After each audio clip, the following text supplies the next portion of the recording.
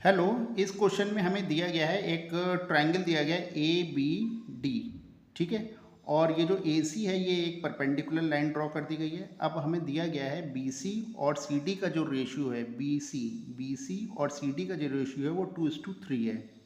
और इसी तरह जो परपेंडिकुलर लेंथ है ए ई और ई सी का जो रेशियो है वो 3:4 है।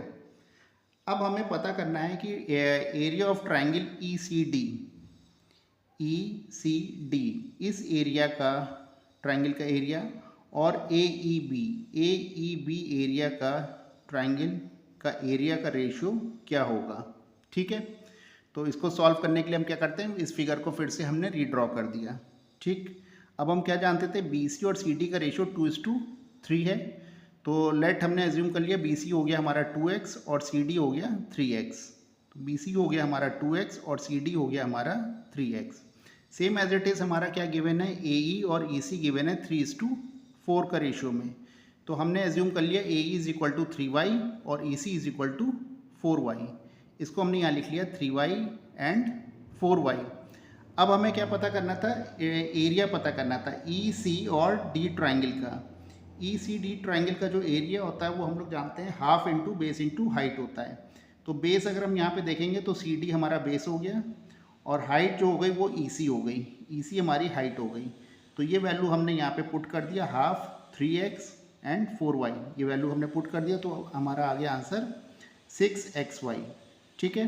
तो ये हमारा पहला वाले ट्राइंगल का एरिया निकल आया। अब हम दूसरा एरिया निकालते हैं। अब हमने ले लिया ट्राइंगल AEB ट्राइंगल ले लिया। तो इसका भी एरिया हम क्या जानते हैं, half into base into height.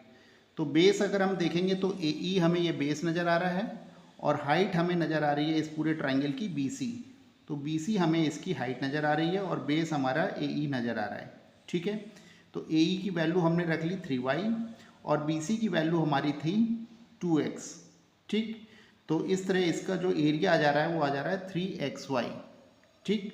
अब हमको इन दोनों एरिया का रेशियो देखना था, ECD का एरिया और ट्राइंगल AEB ट्राइंगल का एरिया का रेशियो देखना है। तो इन दोनों का रेशियो हमने निकाला 6xy रेशियो 3xy। ये सब कट जाएंगे, xy से xy कैंसिल हो जाएगा। 6/3 इज 2:1। तो इन दोनों एरिया का जो रेशियो आएगा वो कितना आ जाएगा, 2:1 का रेशियो आ जाएगा। ठीक है। क्लियर है। Thank you.